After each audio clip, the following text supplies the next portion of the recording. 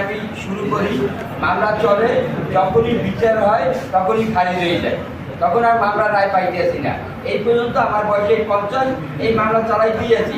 কোনোটাই আমি বরিশাল 3-4টে কোর্ট গেছে, সবই খারিজ হয়।